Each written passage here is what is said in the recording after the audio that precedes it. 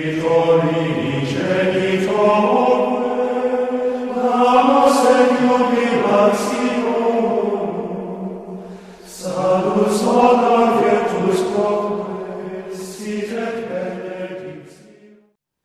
nama Bapa dan Putra dan Roh Kudus, amin. Salve saudara-saudariku seiman, Dominus Nobiscum. Jumpa lagi kita di Apkat, Apologetika singkat, tentunya bersama kami, Komsos Christi Regis, Maju. Saudara-saudariku seiman, kami Apkat melihat bahwa sejak permulaan tahun 2025 ini, telah begitu banyak lagi misinformasi atau bahkan penyesatan yang bersifat publik terkait keimanan Kristen kita yang sejati dan historis. Banyak pula dari saudara-saudari seiman yang meminta tanggapan apologetik dari kami Apkat terhadap statement-statement sesat yang telah beredar masif di publik lewat sosmed selama ini. Namun, dari berbagai statement sesat yang ada tersebut, kurang lebih ada 3 tokoh dengan statement yang menurut kami Apkat amat penting untuk ditanggapi. Lantas, statement-statement sesat apakah yang dilontarkan oleh para tokoh berikut? Let's check it out.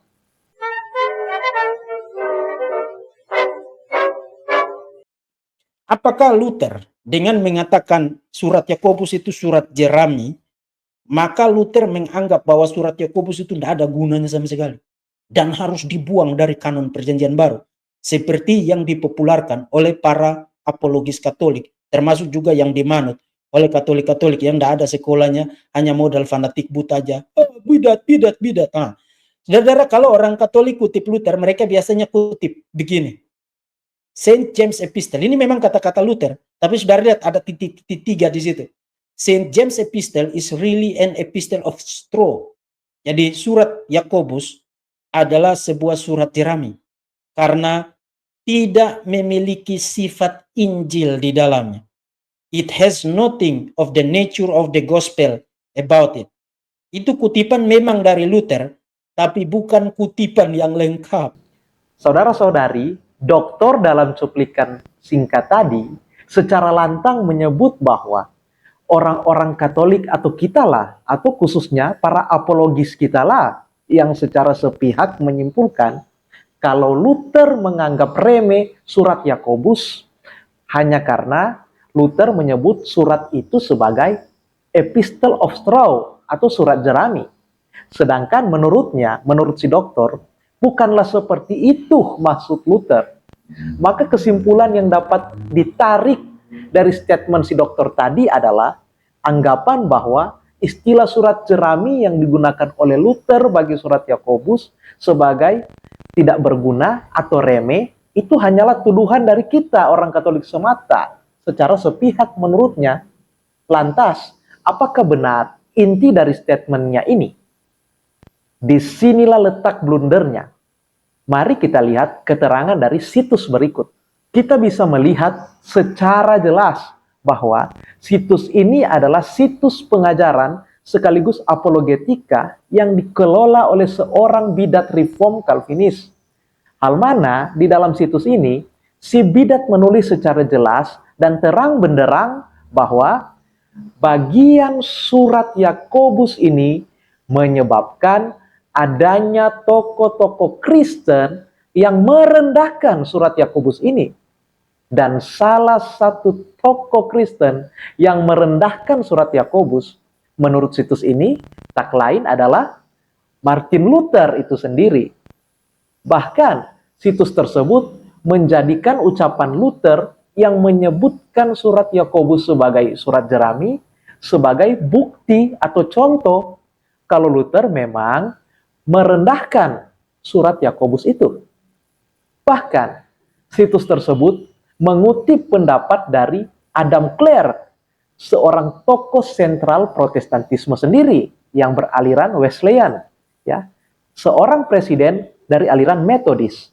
Hal mana Adam Clare memahami bahwa Luther benar-benar menganggap surat Yakobus sebagai bertentangan dengan sola fide, sekaligus memahami istilah surat jerami tersebut sebagai surat yang merendahkan atau yang menganggap remeh.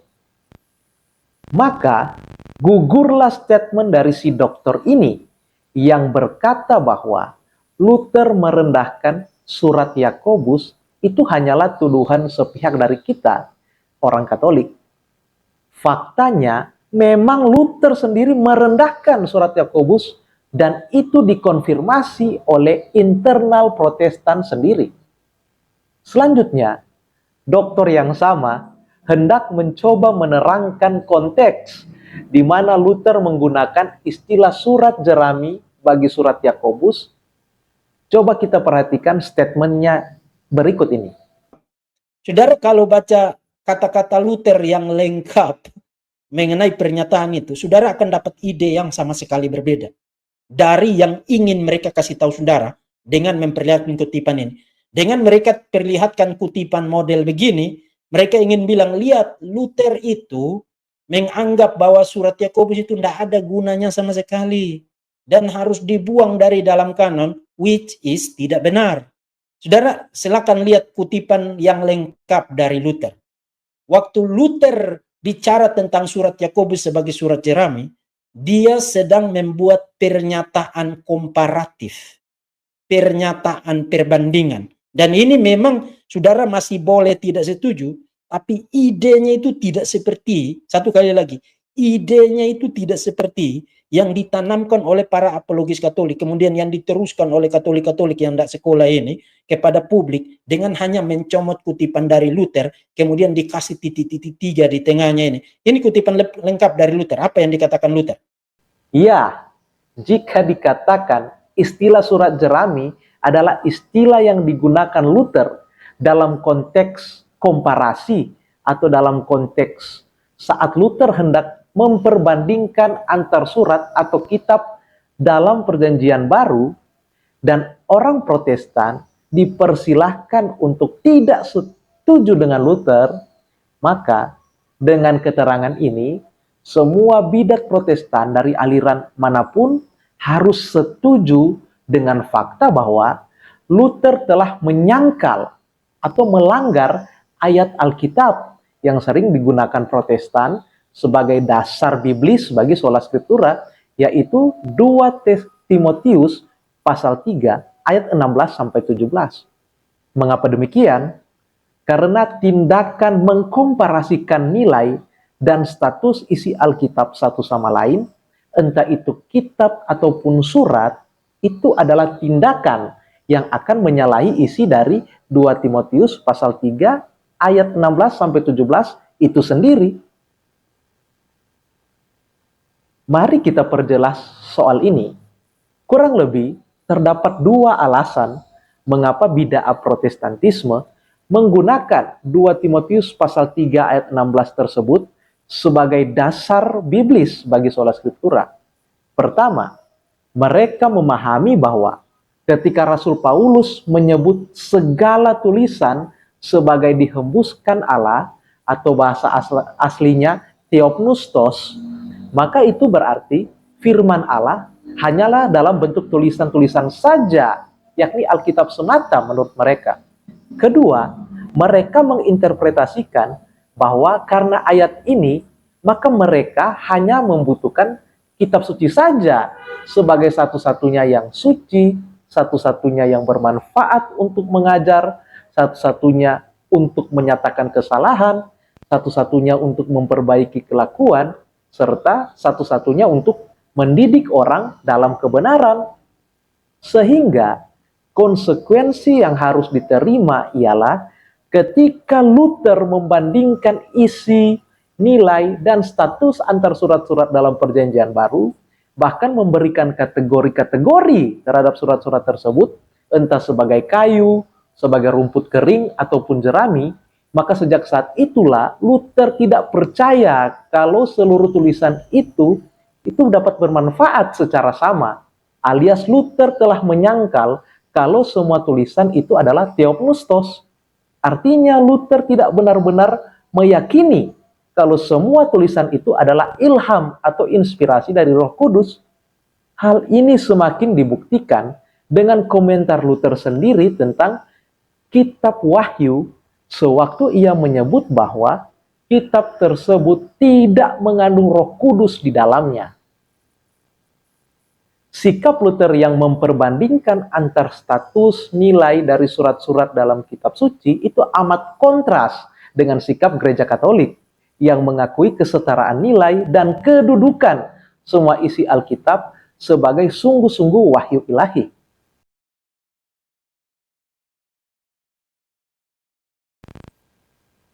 Kedua, statement yang mengatakan bahwa Kemudian yang berikut lagi, Luther memang salah, keliru, menganggap Yakobus itu bertentangan dengan Paulus terkait dengan sola fide. Tidak bertentangan, why? Sederhananya, Yakobus itu tidak bicara tentang deklarasi pembenaran seperti yang dibicarakan Paulus. Yakobus bicara tentang bukti bahwa kamu sudah dibenarkan itu apa. Jadi to prove righteous itu beda dengan declare righteous. Paulus bicara tentang deklarasinya, Yakobus bicara tentang buktinya. Jadi Paulus bicara tentang pertama kali kamu dideklar benar itu true faith melalui iman. Tapi Yakobus bilang, oke, kalau kamu bilang kamu sudah dibenarkan, sekarang apa buktinya? Dan kita bisa buktikan itu dengan gampang dari Yakobus. Waktu Paulus bicara tentang pembenaran true faith alone, dia mengutip dari Kejadian pasal 6 dan karena iman Abraham dibenarkan. Tapi ketika Yakobus mengutip dari Abraham, dia tidak kutip dari Kejadian pasal 6. Yang dia kutip adalah Kejadian pasal yang ke-22 tentang Abraham mengorbankan Ishak. Jadi bukti Abraham dibenarkan adalah kerelaannya untuk taat kepada Tuhan. Tuhan suruh dia mempersembahkan Ishak, dia taat kepada Tuhan.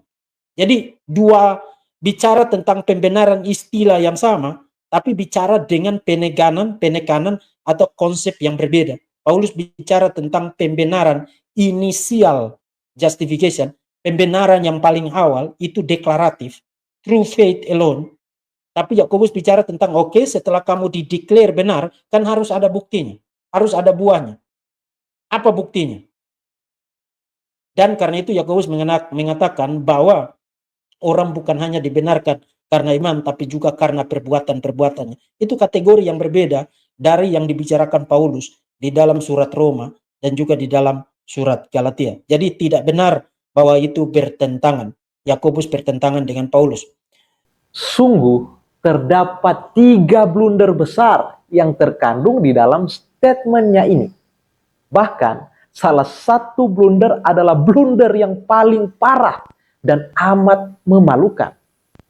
Blunder pertama, Waktu Paulus bicara tentang pembenaran true faith alone, dia mengutip dari Kejadian pasal 6. inilah blunder yang kami sebut paling memalukan. Mengapa? Karena si doktor ini berkata kalau Santo Paulus mengutip Kejadian pasal 6 sebagai kisah Abraham dibenarkan. Sedangkan Santo Yakobus mengutip Kejadian pasal 22. Ini sungguh amat memalukan untuk seorang yang memiliki gelar doktor dalam kekristenan ketika ia menyebut Santo Paulus mengutip Kejadian pasal 6 bagi kisah Abraham. Orang Kristen yang awam pun dan orang-orang non-Kristen yang familiar dengan Alkitab itu tahu betul jika Kejadian pasal 6 belum mengisahkan sedikit pun tentang kisah Abraham.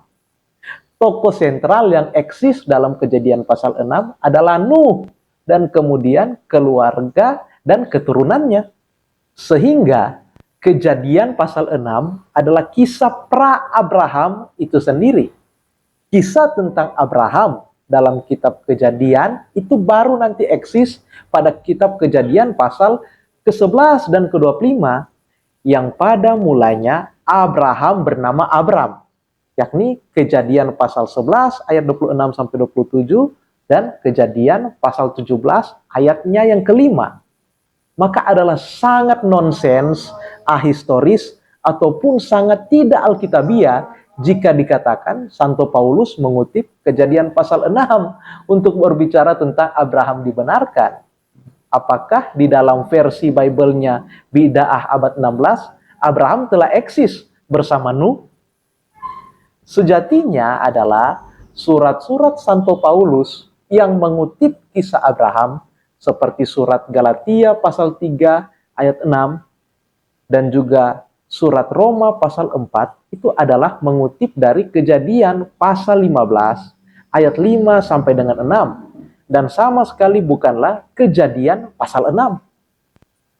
Blunder kedua, ketika si dokter berkata secara pasti bahwa surat-surat Paulus tersebut berbicara soal justification by faith alone.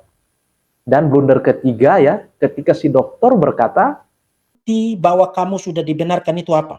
Jadi to prove righteous itu beda dengan declare righteous. Paulus bicara tentang deklarasinya, Yakobus bicara tentang buktinya. Jadi Paulus bicara tentang pertama kali kamu di-declare benar itu true faith melalui iman.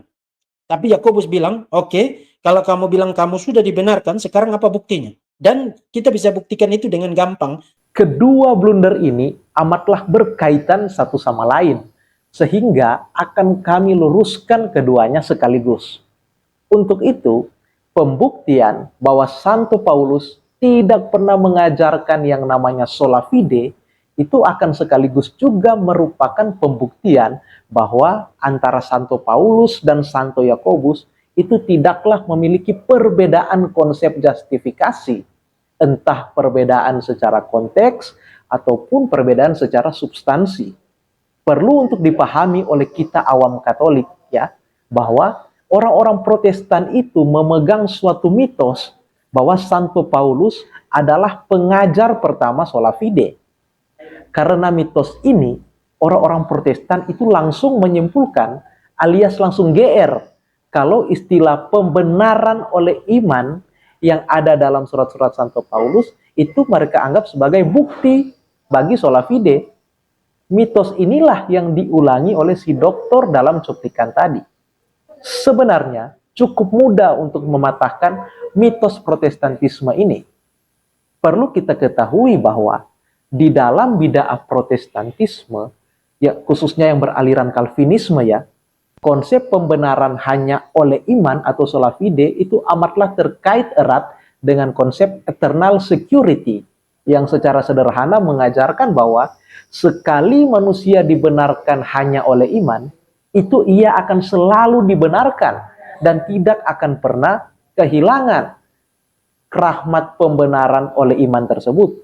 Ia akan terhindar dari dosa menurut mereka dan secara otomatis dan akan terus berbuat baik. Dan pembenaran hanya oleh iman tersebut itu berlaku hanya bagi orang-orang pilihan menurut Calvinis. Sehingga jika mitos Protestan meyakini bahwa Santo Paulus adalah pengajar pertama sola fide, maka cukuplah diuji mitos tersebut dengan pertanyaan berikut. Apakah Santo Paulus percaya bahwa seorang Kristen yang telah menerima rahmat keselamatan oleh iman itu tidak akan pernah kehilangan rahmat keselamatannya lagi atau keselamatannya itu? Atau dengan kata lain, apakah sang rasul bangsa-bangsa ini itu mengajarkan sekali selamat tetap selamat?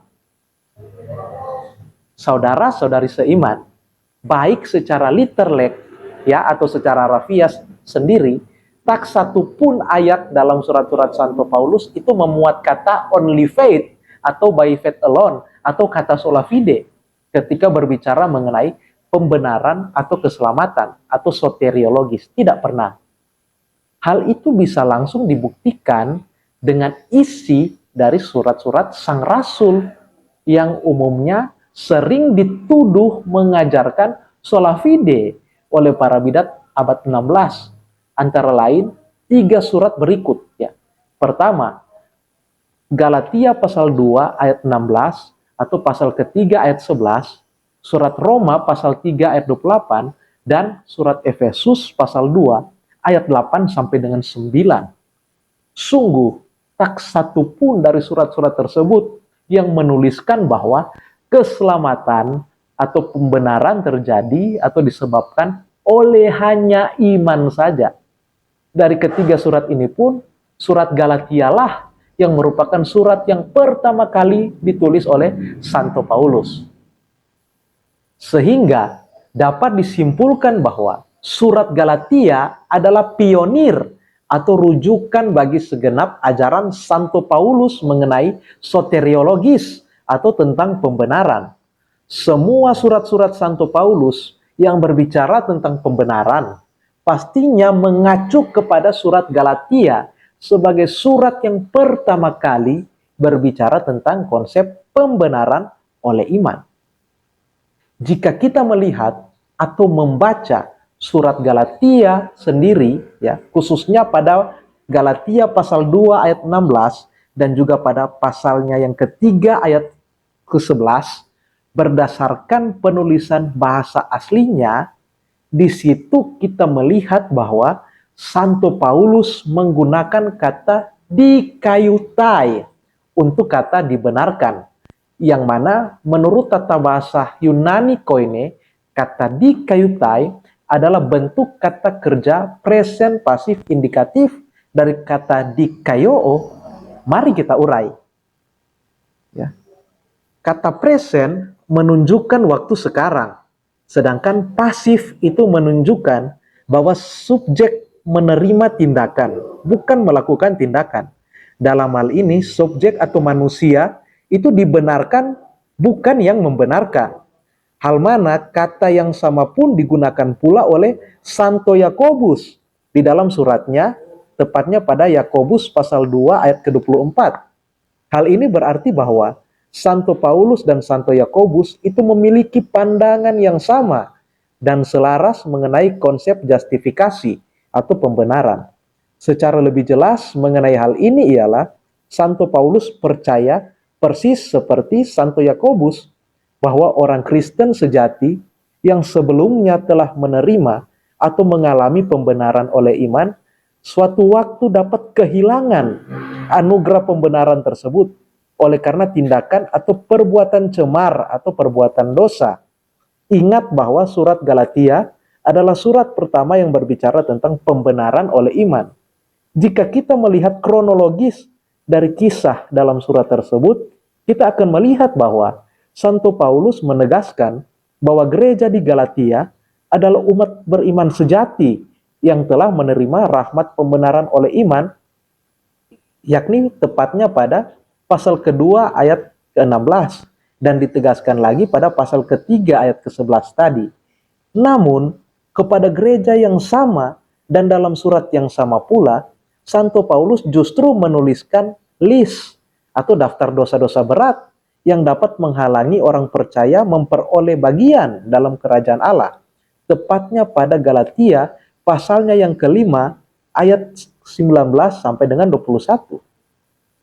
Lantas, untuk apa Santo Paulus menuliskan daftar atau list dosa-dosa berat itu kepada mereka yang dinyatakan telah dibenarkan oleh iman? Bahkan di dalam surat tersebut, Santo Paulus berkata, "Kuperingatkan kamu seperti yang telah kubuat dahulu, bahwa barang siapa melakukan hal-hal yang demikian, ia tidak akan mendapatkan bagian dalam kerajaan Allah." Mengapa kepada umat yang telah dibenarkan, Santo Paulus masih saja memperingatkan mereka agar menjauhi dosa-dosa berat? Mengapa? Jawabannya tak lain dan tak bukan ialah karena Santo Paulus sungguh percaya jika perbuatan atau tindakan kehidupan seorang Kristen itu berpengaruh terhadap status pembenarannya. Dengan kata lain, Santo Paulus pun percaya pada andil dari perbuatan baik dalam memperoleh pembenaran abadi di samping iman. Maka artinya, Santo Paulus pun percaya bahwa keselamatan itu dapat hilang akibat perilaku atau cara hidup yang menyimpang atau perbuatan dosa. Hal ini sungguh amat sejalan dan selaras lagi dengan apa yang disebutkan oleh Santo Yakobus dalam suratnya. Iman tanpa perbuatan adalah mati. Namun, bukankah si dokter berkata bahwa antara Santo Paulus dan Santo Yakobus itu berbicara mengenai konteks justifikasi atau pembenaran yang berbeda? Yang mana menurut si dokter, Santo Paulus berbicara mengenai deklarasi pembenaran. Atau pada saat pertama Abraham dibenarkan menurutnya. Sedangkan menurutnya Santo Yakobus itu berbicara mengenai bukti pembenaran dari Abraham. Benarkah jika kita ikuti nalar sola fide dari si dokter bahwa Abraham telah dibenarkan pada Kejadian pasal 15 ayat 5 sampai 6 ya, harusnya setelah perikop itu Abraham harus digambarkan tidak lagi memiliki dosa atau kesalahan karena ia telah dibenarkan pada pasal ke-15. Namun tepat pada beberapa pasal setelahnya, yakni Kejadian pasal 20 ayat 1 sampai 18, sungguh dikisahkan bahwa Abraham yang sebelumnya dibenarkan itu jatuh dalam dosa. Bahkan dosa Abraham itu berdampak secara kolektif pula. Ya. Maka, apakah Abraham telah sungguh-sungguh dibenarkan secara final sejak Kejadian pasal 15 tersebut? Selanjutnya, jika si dokter berkata bahwa sewaktu Santo Yakobus mengutip Kejadian pasal 22 dalam suratnya, yaitu kisah Abraham yang rela mengorbankan Ishak, maka kisah tersebut adalah bukti bahwa Abraham telah dibenarkan. Tindakan Abraham yang rela mengikuti perintah Tuhan untuk mengorbankan Ishak, menurut si dokter, itu adalah bukti atau buah dari pembenaran. Hal ini sama sekali salah. Jika tindakan taat atau rela untuk mengorbankan Ishak itu adalah suatu bukti dari pembenaran, lantas mengapa tindakan rela atau tindakan taat itu sendiri itu pun membuahkan hasil perolehan berkat yang berlimpah dan paripurna dari Allah sendiri? Mengapa? Dapatkah bukti pembenaran itu menghasilkan bukti yang lain lagi dalam rupa rahmat? Jadi logisnya adalah tindakan rela atau taat pada perintah Tuhan itu bukanlah bukti pembenaran, melainkan proses pula. Maka baik kisah Abraham dalam kitab Kejadian pasal 15 ayat 5 sampai 6 yang dikutip oleh Santo Paulus, maupun kisah Abraham yang rela mengorbankan Ishak dalam Kejadian pasal 22 yang dikutip oleh Santo Yakobus, keduanya berbicara hal yang sama, yakni proses bagaimana Abraham itu dibenarkan. Bukan deklarasi ataupun bukti, melainkan proses. Hal mana proses tersebut diawali oleh iman kepercayaan, kemudian dilanjutkan oleh tindakan taat pada perintah Allah, yang kemudian membuahkan rahmat paripurna. Fakta teologis inilah yang sebagaimana diajarkan oleh Gereja Katolik dalam Katekismus Gereja Katolik nomor 166. Ketiga, statement yang mengatakan bahwa sebenarnya kan Ibu Maria atau Maryam itu kan bukan cuma kisah, bukan cuma sosok yang ada di dalam doktrin non Kristen ya. Itu juga kan di ajaran Islam kan ada cerita Ibu Maryam kan, dan cerita Nabi Isa yang lahir dari perawan Maryam gitu. Nah itu kan cerita yang sama-sama kita share sama orang Kristen. Nah jadi aku penasaran dengan asumsi bahwa tidak mungkin perempuan bisa hamil tanpa dibuahi, aku jadi penasaran nih siapa yang menghamili Ibu Maria. Dan aku cek ceritanya di Quran, aku cek ceritanya dari Perjanjian Baru. Oh iya, menariknya cerita Ibu Maryam tuh cuma ada di Perjanjian Baru, nggak ada di Perjanjian Lama. Jadi padahal nih kan Maryam tinggal di Yerusalem. Aku curiganya tadinya akan ada banyak catatan Ibrani, manuskrip Ibrani, akan ada di Perjanjian Lama juga cerita tentang Ibu Maria, tapi ternyata nggak ada. Adanya justru baru di Perjanjian Baru dan di Al-Quran gitu. Dan ininya ceritanya kan Ibu Maryam ini nggak pernah keluar rumah kecuali satu kali doang, di mana dia waktu itu ketemu malaikat yang ngabarin nanti kamu akan hamil gitu. Nah, terus aku curiganya sih sama malaikat itu. Oh gitu. Karena ada catatan kalau memang Ibu Maria ini adalah tokoh yang historis ya. Kalau misalnya ini figur yang benar-benar ada gitu. Karena mengingat tidak adanya catatan Ibrani tentang Ibu Maria. Padahal kan ini tokohnya sentral nih. Ibunya Yesus gitu, ibunya Nabi Isa gitu. Tapi kok bisa nggak ada catatan Ibraninya, nggak ada gitu. Kalau memang ini ada, ini soalnya sedih, soalnya ada catatan apokrifa. Catatan apokrifa itu kayak catatan Latin sih sebenarnya, yang udah lama itu catatan Kristen, yang menyebutkan Ibu Maryam itu mungkin hamil pada usia 14 tahun. Kalau benar itu kejadiannya, itu mah dimanipulasi ya nggak sih, atau diperkosa gitu. Atau kalau kejadiannya bukan oleh malaikat, ya bisa jadi itu fabrikasi cerita oleh keluarganya. Karena kan keluarga nabi-nabi. Kalau misalnya ini satu anggota perempuan terus hamil kan nanti geger, dan emang geger kan. Gitu. Nah, aku penasaran aja sebenarnya. Saudara-saudari seiman, sebelum kami akan menunjukkan apa yang perlu kami luruskan atau komentari dari statement Mbak tadi, perlu kami akan tegaskan betapa pentingnya prinsip-prinsip akademik keilmiahan, termasuk dalam memberikan pandangan atau pendapat di ruang publik seperti ini misalnya. Khususnya pandangan atau pendapat ataupun informasi yang menyinggung soal aspek keimanan atau aspek teologis suatu agama. Karena suatu informasi atau pendapat termasuk pandangan atau komentar teologis terhadap keimanan suatu agama di ruang publik, itu pastinya dimaksudkan sebagai suatu ilmu pengetahuan bagi khalayak umum atau penonton.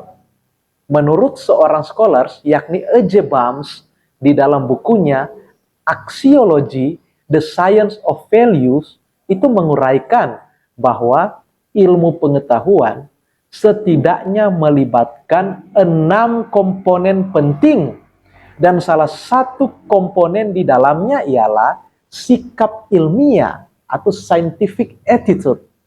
Dan mengenai sikap ilmiah atau scientific attitude tersebut, menurut Bam, setidaknya harus memiliki 6 ciri pokok, yang mana salah satunya adalah sikap kemauan untuk berperilaku objektif. Sikap ini penting sebab objektivitas merupakan ciri ilmiah. Sikap demikian harus dimiliki oleh seorang ilmuwan, sehingga menurut Bams, sikap objektif harus memenuhi beberapa syarat, yang mana salah satu syaratnya ialah menerima data sebagaimana adanya. Maka pertanyaan sentralnya ialah, apakah statement Mbak tadi itu memenuhi kriteria keilmiahan ini? Dari statementnya itu ada 2 poin pokok yang kami akan tangkap, yaitu pertama, persoalan seputar eksistensi historis Sang Bunda. Kalau memang Ibu Maria ini adalah tokoh yang historis ya, kalau misalnya ini figur yang benar-benar ada gitu. Karena mengingat tidak adanya catatan Ibrani tentang Ibu Maria. Padahal kan ini tokohnya sentral nih, ibunya Yesus gitu, ibunya Nabi Isa gitu. Tapi kok bisa nggak ada catatan Ibraninya, nggak ada gitu. Dan poin kedua khususnya adalah keberatan mengenai peristiwa mengandungnya Sang Bunda yang perawan. Penasaran dengan asumsi bahwa tidak mungkin perempuan bisa hamil tanpa dibuahi, aku jadi penasaran nih siapa yang menghamili Ibu Maria. Dan aku cek ceritanya di Quran, aku cek ceritanya dari Perjanjian Baru. Oh iya, menariknya cerita Ibu Maryam tuh cuma ada di Perjanjian Baru, nggak ada di Perjanjian Lama. Jadi padahal nih kan Maryam tinggal di Yerusalem. Aku curiganya tadinya akan ada banyak catatan Ibrani, manuskrip Ibrani, akan ada di Perjanjian Lama juga cerita tentang Ibu Maria, tapi ternyata nggak ada. Ada yang justru baru di Perjanjian Baru dan di Al-Quran gitu. Dan ininya ceritanya kan Ibu Maryam ini nggak pernah keluar rumah kecuali 1 kali doang, dan di mana dia waktu itu ketemu malaikat yang ngabarin nanti kamu akan hamil gitu. Nah terus aku curiganya sih sama malaikat itu. Maka apakah 2 poin yang si Mbak ajukan ini itu bersifat valid sebagai suatu statement yang ilmiah? Menurut kami APKAD malah sebaliknya. Statement si Mbak ini tidak ilmiah karena tidak memiliki nilai objektivitas atau penerimaan data sebagaimana adanya seperti yang dijelaskan oleh E.J. Bams dalam bukunya tadi. Alasannya karena 2 poin si Mbak itu mengandung lebih dari satu logical fallacy atau satu kesesatan berpikir. Pertama, ia mengandung logical fallacy yang disebut sebagai internal contradiction atau kontradiksi internal atau ketidakkonsistenan, yaitu sesat pikir yang disebabkan ketika kesimpulan yang diambil itu bertentangan dengan kesimpulan yang didukung oleh premis yang diberikan. Hal ini amat nyata dari 2 poin yang si Mbak ajukan, yakni ketika si Mbak tadi mempertanyakan, bahkan meragukan keperawanan dari tokoh yang ia sendiri tolak historisitas atau eksistensinya. Ini begitu lucu dan aneh. Mengapa?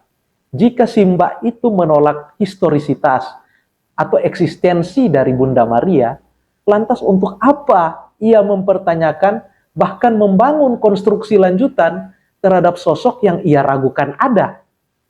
Misalnya seorang ateis ya, yang memang skeptis terhadap eksistensi Tuhan.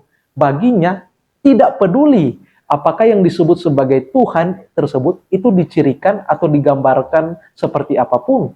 Karena pada intinya bagi si ateis, sosok tersebut tidak eksis atau tidak ada. Dan itu merupakan suatu sikap yang konsisten. Namun itu menjadi tidak konsisten dan aneh ketika si ateis yang sama itu ragu akan eksistensi Tuhan itu sambil ia mempertanyakan apakah sosok yang tidak pernah ada itu memiliki kelamin atau tidak. Karena untuk apa mempertanyakan kondisi, mempertanyakan status, ataupun predikat dari sesuatu yang diyakini tidak pernah ada dalam sejarah. Aneh bukan? Sehingga kami APKAD menuding bahwa statement si Mbak tersebut adalah statement yang berkontradiksi dan tidak konsisten satu sama lain. Karena jika ia konsisten dengan kesimpulannya yang ini, Ya, kalau misalnya ini figur yang benar-benar ada gitu. Karena mengingat tidak adanya catatan Ibrani tentang Ibu Maria, maka sia-sialah pula statement awalnya yang ini. di mana dia waktu itu ketemu malaikat yang ngabarin nanti kamu akan hamil gitu. Nah terus aku curiganya sih sama malaikat itu. Sebab jika pada akhirnya ia menyimpulkan bahwa sosok Bunda Maria itu fiktif, secara otomatis gugurlah dugaan subjektifnya kalau Bunda Maria itu berhubungan badan dengan sosok malaikat.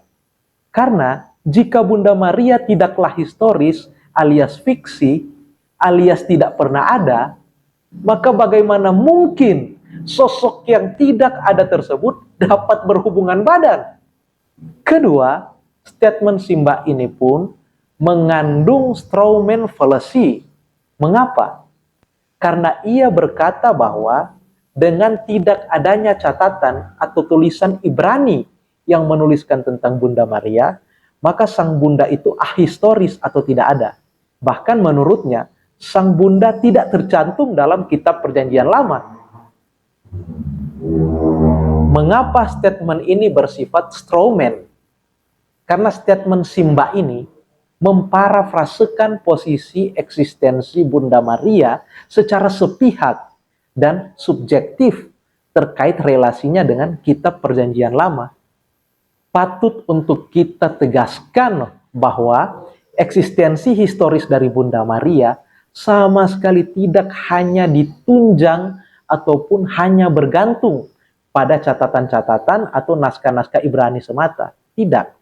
Eksistensi historis sang Bunda adalah ditunjang oleh status historisitas dari sang putra yakni Yesus Kristus yang lintas catatan dan naskah itu. Bunda Maria dapat berlaku sebagai sosok yang historis oleh karena konsekuensi dari historisitas Yesus putranya. Pribadi yang dikenal sebagai Yesus Kristus itu telah tercatat dalam banyak naskah. Bahkan kejadian-kejadian atau peristiwa-peristiwa tentang Yesus yang bernilai teologis pun, seperti peristiwa sengsara, wafat, dan kebangkitannya, itu pun adalah suatu peristiwa yang historis dan dicatat oleh banyak naskah. Sehingga semua keterangan historis tentang Yesus adalah pula bukti historisitas dari bundanya, yakni Bunda Maria yang perawan. Selanjutnya, strawman paling nyata dari Simba tadi ialah ketika ia mengandaikan jika kitab Perjanjian Lama hanyalah sebuah kitab sejarah semata. Padahal Perjanjian Lama yang merupakan kitab suci Yudeo-Kristiani itu memiliki nilai profetik atau nubuatan di samping nilai historisitas atau sejarah dan etis. Nilai profetisme atau nubuatan dalam Perjanjian Lama ini itu sungguh dipegang oleh iman Yudaisme dan kekristenan itu sendiri secara teguh. Sehingga eksisnya tokoh-tokoh sentral di dalam kitab suci, terutama Perjanjian Lama, bukan hanya eksis secara literal atau real di zaman Perjanjian Lama, melainkan dapat pula bereksistensi secara nubuatan, termasuk Bunda Maria sebagai wanita yang dipilih oleh Allah untuk menjadi bunda bagi Sang Mesias yang historis. Bunda Maria telah bereksistensi di dalam Perjanjian Lama secara gambaran nubuatan atau secara profetik. Terdapat begitu banyak tipologis Sang Bunda dalam Perjanjian Lama. Dari semua tipologi Bunda Maria dalam Perjanjian Lama, nubuatan yang paling nyata tentang Sang Bunda ialah sebagaimana yang terdapat dalam kitab Nabi Yesaya, khususnya pada Yesaya pasal 7 ayat 14. Nubuatan tersebut berkata bahwa akan ada seorang perawan yang mengandung dan melahirkan seorang Mesias. Tak ada satupun sosok wanita dalam Perjanjian Lama yang memenuhi nubuatan ini, dan wanita lainnya dalam sejarah manusia tidak ada selain Sang Bunda. Sehingga nubuatan ini justru menjawab secara telak dua poin yang diajukan Simba tadi, bahwa ternyata memang ada sosok perempuan perawan yang historis yang mengandung dan melahirkan seorang anak tanpa campur tangan lawan jenisnya, dan itu disebutkan dalam kitab Perjanjian Lama sendiri. Sehingga dengan adanya nubuatan atau tipologi dari Bunda Maria di dalam Perjanjian Lama semakin membuktikan eksistensi historisnya yang sahih, real, dan valid. Ketiga, sewaktu Simba mencoba menyangkal keperawanan Bunda Maria, dengan ia berkata bahwa kemungkinan Sang Bunda disetubuhi oleh sosok malaikat. Hal ini justru semakin membuktikan rasionalitas dogma Katolik tentang Bunda Maria. Mengapa? Salah satu prinsip keilmiahan dalam filsafat ilmu adalah prinsip yang disebut falsifikasi dari Karl Popper.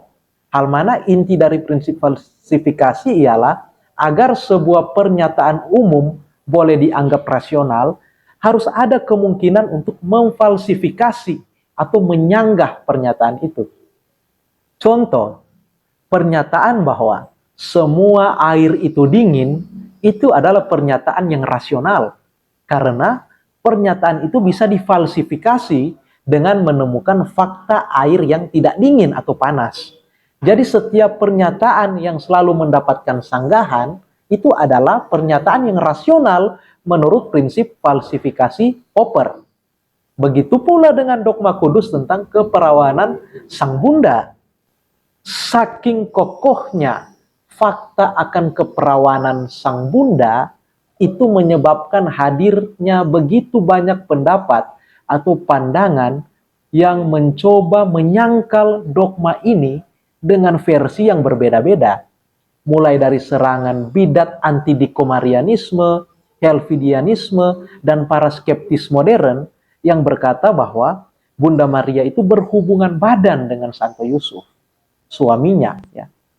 Serangan juga dari bidat Celsus yang berkata bahwa Yesus adalah anak hasil hubungan badan dari Bunda Maria dengan tentara Romawi yang bernama Pantera.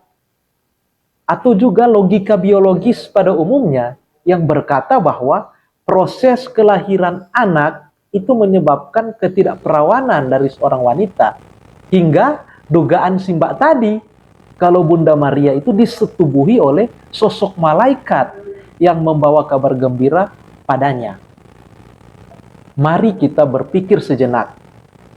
Mengapa semua bentuk falsifikasi yang berbeda-beda ini itu dapat ada?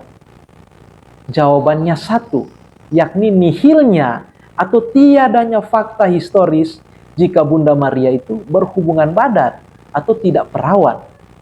Dengan banyaknya versi dan rupa-rupa jenis penjelasan tentang persetubuhan Bunda Maria, maka semakin kokohlah keperawanannya itu sendiri. Terakhir, statement yang keempat. Akulah jalan dan kebenaran dan hidup. Tidak ada seorang pun datang kepada Bapa jikalau tidak melalui aku. Di dalam pernyataan yang unik seperti ini, masih butuh Bunda Maria untuk jalan kepada Bapa? Tidak butuh sama sekali. Masih butuh jasa Petrus? Sama sekali tidak butuh. Masih butuh jasa para nabi, para rasul? Sama sekali tidak butuh. Masih butuh jasa-jasa orang suci, Santo Antonius, Santo Agustinus, jasa-jasa bapak-bapak gereja? Sama sekali tidak butuh, saudara. Sekarang, mari kita uji apakah si pendeta tadi konsisten secara ketat dengan statementnya itu.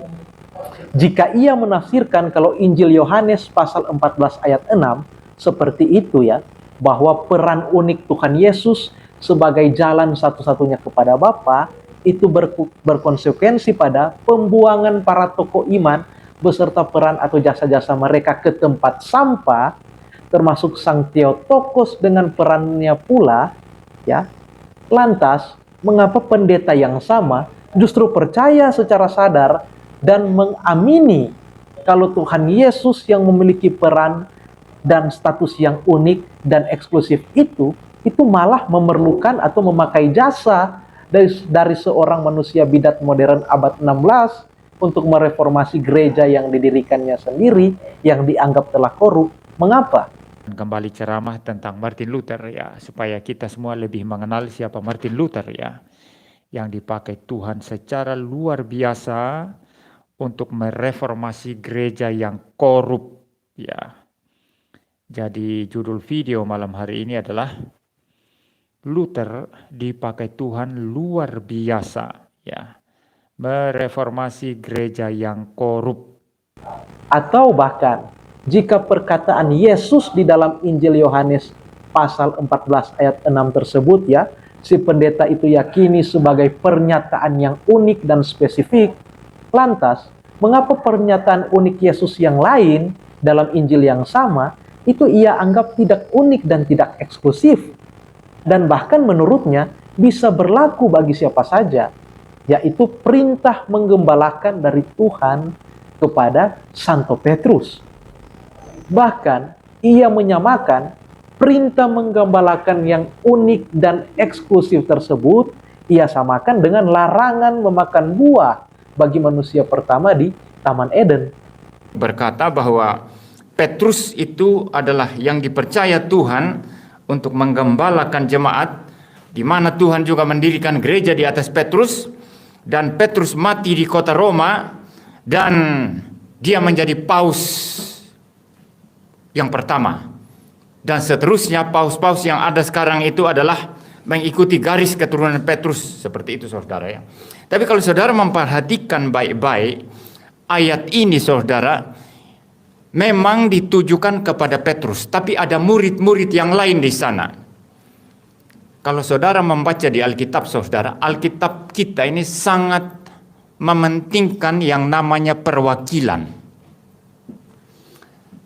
perintah, misalnya perintah untuk jangan memakan buah pengetahuan yang baik dan yang jahat. Saya mau tanya, itu diberikan kepada Adam saja atau kepada Adam dan Hawa?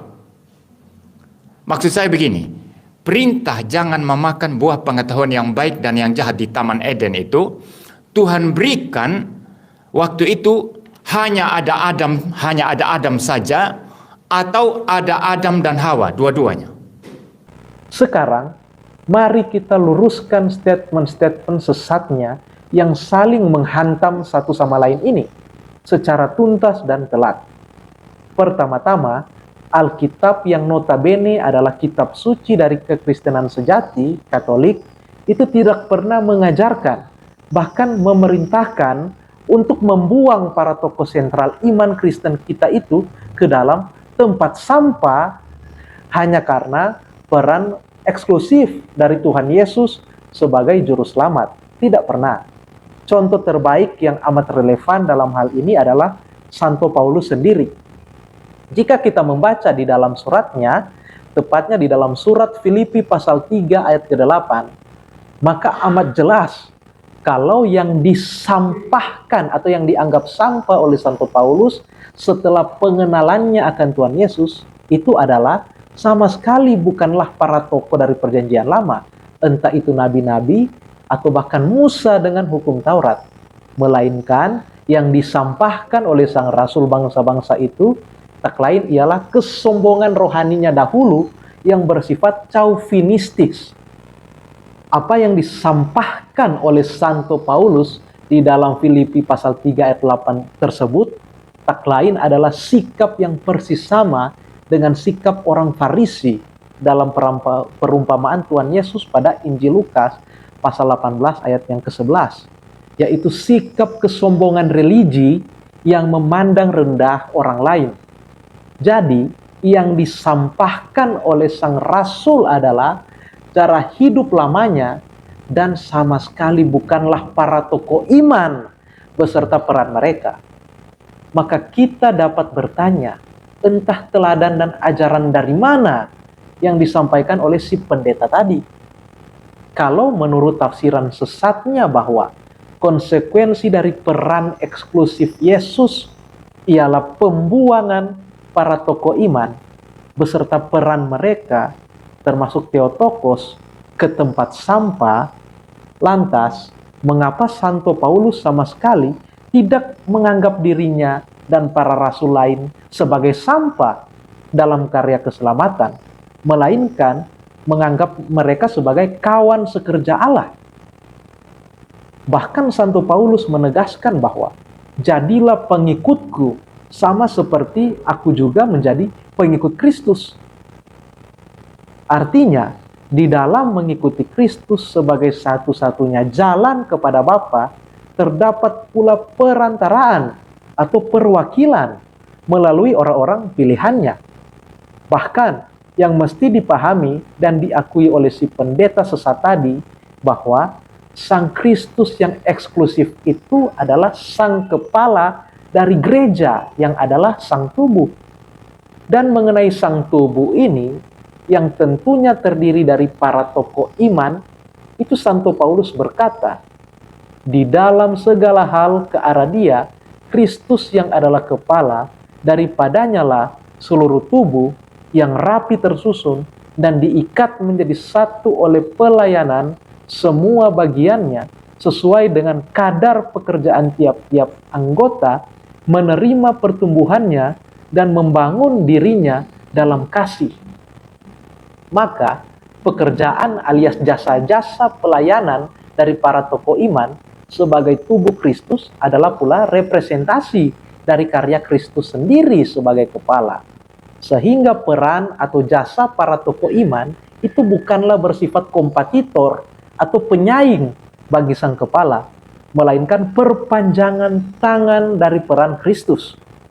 Itulah sebabnya Tuhan Yesus sebagai sang kepala itu sendiri di dalam Injil ya sering mewakilkan peran eksklusifnya tersebut. Misalnya, di dalam pengajarannya tentang penghakiman terakhir, melalui perumpamaannya tentang seorang raja Yesus mewakilkan kehadirannya dengan apa? Dengan salah seorang yang paling hina. Bandingkan Injil Matius pasal 25 ayat 40. Ia juga mewakilkan otoritas pengajarannya kepada para rasulnya, ya. Ialah ketika orang mendengarkan atau menolak pengajaran para rasul, sesungguhnya mereka telah mendengar atau menolak Yesus sendiri.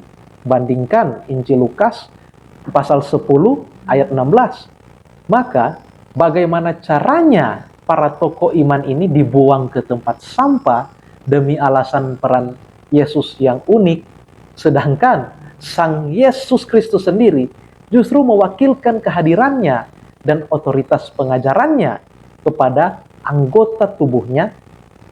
Bahkan ia mewakilkan otoritas kepemimpinannya yang eksklusif itu kepada Santo Petrus, yaitu mewakilkan peran eksklusifnya sebagai gembala.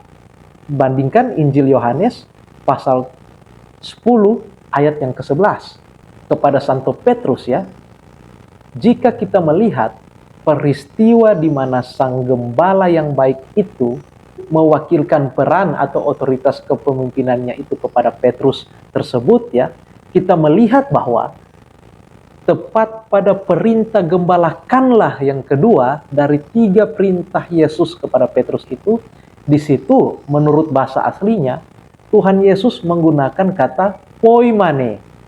Poimane sendiri itu adalah bentuk imperatif aktif masa kini, orang kedua tunggal, yang mana dari kata kerja poimano, yang berarti saya menggembalakan, menjaga, atau memerintah. Dan di seluruh bagian perjanjian baru, kata kerja poimano itu hanya digunakan berulang kali dalam kitab Wahyu saja, dan itu pun hanya untuk mengungkapkan otoritas Yesus sendiri untuk memerintah atau menggembalakan. Sehingga hal ini berarti bahwa di dalam perjanjian baru hanya tercatat 2 figur yang memiliki substansi otoritas yang sama, ya, yakni Tuhan Yesus dan Santo Petrus wakilnya. Tidak ada tokoh selain Santo Petrus yang tercatat dalam kitab suci yang menerima otoritas atau kepemimpinan poimane tersebut. Jadi, amatlah menyesatkan ketika mengatakan para tokoh iman itu dibuang ke tempat sampah di saat Tuhan Yesus sendiri justru mewakilkan peran atas mereka. Dan lebih menggelikan lagi, yakni menggantikan peran para tokoh iman itu dengan peran bidat abad 16 yang justru adalah sampah itu sendiri. Kembali ceramah tentang Martin Luther, ya, supaya kita semua lebih mengenal siapa Martin Luther, ya, yang dipakai Tuhan secara luar biasa untuk mereformasi gereja yang korup, ya. Jadi judul video malam hari ini adalah Luther dipakai Tuhan luar biasa, ya, mereformasi gereja yang korup. Dengan demikian, statement-statement sesat yang dilontarkan oleh 3 tokoh atau figur di dalam sosmed ini amat begitu berbahaya bagi pengembangan iman Kristen sejati. Dan kami APKAT sebagai perwakilan dari kekristenan sejati itu sendiri, yakni gereja yang satu, kudus, katolik, dan apostolik, telah memberikan respon atau meluruskan statement-statement itu. Hal ini menjadi tanda penting pula bagi kita awam Katolik, bahwa betapa pentingnya kita terus menggali kekayaan kebenaran iman Katolik kita di tengah arus zaman yang semakin menantang ini. Kyrie eleison. Salam APKAT, mari kita bela iman kekatolikan kita. Dalam nama Bapa dan Putra dan Roh Kudus. Amin.